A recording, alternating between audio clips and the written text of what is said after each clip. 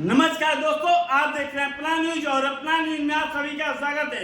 अभी मेरे मौजूदगी दरियाबाद में और दरियाबाद के प्रधान जी हैं, जो मैं जानने का प्रयास कर रहा हूं कि दरियाबाद में दरियाबाद कौन सा गांव है?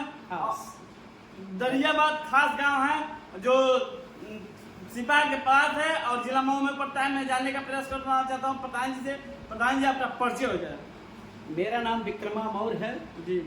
हम जो है इस गांव का निर्वाचित प्रधान हूँ जी, और अपने तन मन और सूझबूझ के साथ गांव के विकास में लगा हुआ हूँ।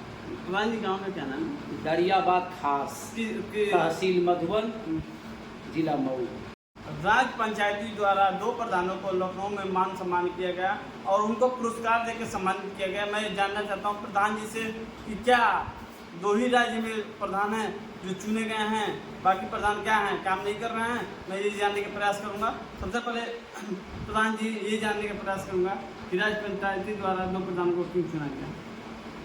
देखिए, निधि जो सरकार से प्राप्त होती है उसमें हर प्रधान काम करता है जी, और गांव के बहुमुखी विकास के लिए आदमी लग करके जी जान से काम करता है जी, इसमें कुछ दूसरे तरह के भी लोग हो सकते हैं, ऐसा नहीं है कि सब एक का है जी, लेकिन कोशिश तो सभी करते हैं कि हम चुन करके आए हैं तो गांव की जनता का सेवा करें। गांव में जो भी नाली है, खड़ंजा है या जिस तरह का सार्वजनिक हित की ज़मीनें हैं उसको सुरक्षित करें, उसका गांव को सजाएं माली बन करके। ये काम सभी लोग चाहते हैं। क्या प्रधान जी, राज्य पंचायती द्वारा क्यों 2 प्रधान को चुना गया? देखिए, जो आप कितना वो बढ़िया खिलाड़ी हैं जी, आपका अगर जो सरकार तक पहुंच नहीं है तो निश्चित रूप से आपका उसमें सिलेक्शन नहीं हो सकता है। समझ रहे हैं? जो बहुत करीब रहे होंगे उनका चयन हुआ होगा। जी जी। और प्रधान जी, मैं ये जानने का प्रयास कर रहा हूँ कि आपके तो 4 साल बीत गए, 4 साल में आप जो कार्य कराएं थोड़ा मेरे दर्शकों को बताइए। देखिए, हमने 4 साल का दूसरा कार्यकाल है। इसके पहले हमारी पत्नी थी, इस बार मैं हूँ।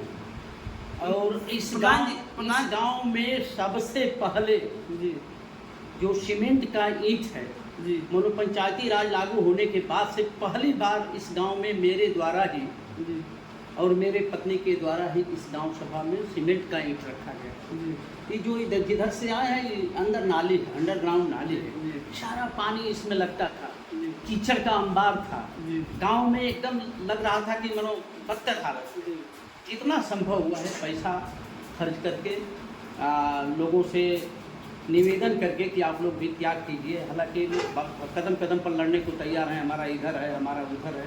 हमारा तर्क है कि भैया आबादी के अंदर पहले नाली है, पहले खड़ंजा है, पहले रास्ता है, उसके बाद आपकी ज़मीन है। हम कुछ ले करके नहीं जाएंगे, आपके घर के सामने बना देंगे, सुंदर रहेगा। तो पहली बार ऐसा हुआ है जो सीमेंट का ईंट या अंडरग्राउंड नाली, पटिया, खड़ंजा, ये सब मेरे द्वारा बनाया गया है। प्रधान जी, ये मैं जानने का प्रयास करूंगा कि 4 सालों के अंदर जो आपने काम कराया है, जैसे शौचालय आपके यहाँ कितने आए थे? हमारे यहाँ शौचालय लगभग 150 के आसपास शौचालय मिला है जी। आवास की बात किया जाए, आवास हमको लगता है कि पूरा गिन के बता देते, लेकिन लमसम बताइए। लमसम कम से कम हमको लगता है कि डेढ़ दर्जन के आसपास आवास बने हैं जी, यानी 18 आवास बने हुए हैं। 17-18 आवास बने हैं। जी जी। और प्रधान जी, ये जानने का प्रयास मैं कर रहा हूँ कि क्या पक्की भी जो काम होते हैं, पक्के भी काम आपने कराए हैं अपने क्षेत्र में? पक्का काम जी, पक्का काम बहुत हुआ है। कितना हुआ है? जितना इस गांव में देखेंगे किसी भी गली में जी, तो जहाँ भी इंटरलॉकिंग देखेंगे मेरे द्वारा कराया गया, जहाँ अंडरग्राउंड नाली देखेंगे मेरे द्वारा कराया गया, पंचायत भवन मेरे द्वारा बनाया गया है, सामुदायिक शौचालय मेरे द्वारा बनाया गया है।